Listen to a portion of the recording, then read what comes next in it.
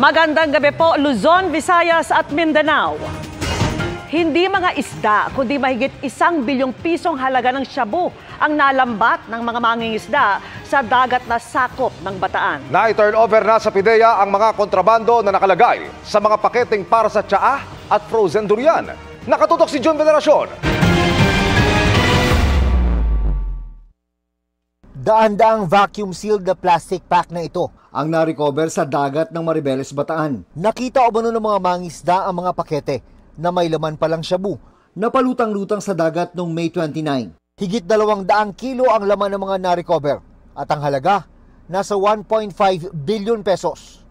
Kahapon, ibinigay ng mga mangisda ang mga droga sa mga otoridad. Sa report na natanggap natin sa Coast Guard Station Bataan, upon discovery ng ating mga fishermen ng mga floating saps, so kaagad nila itong dinala sa Pangpang at agad namang inireport din sa ating Coast Guard unit dahil sa pangamba na magkaroon ng panganib sa kanilang buhay. Based on our records, this is the largest confiscation of dangerous drugs for this year coming from our shores. Sabi ng Philippine Drug Enforcement Agency o PIDEA, frozen durian ang nakalagay sa ilang packaging. Tsaa naman sa iba.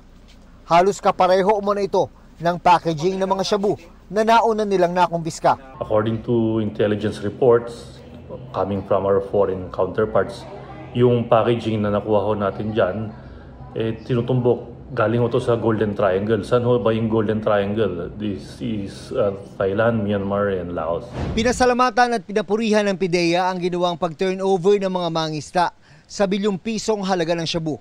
Kung nakalusot daw ang drug smuggling, tiyak na malaking perwisyo at sakit sa ulo ang idinulot ito sa mga komunidad at mga law enforcement agencies. May ilang kaparehong insidente na rin noon kung saan may nakuwang shabu na palutang-lutang sa dagat. Hinihinalang galing ito sa mga barko at itinapuntang sa dagat.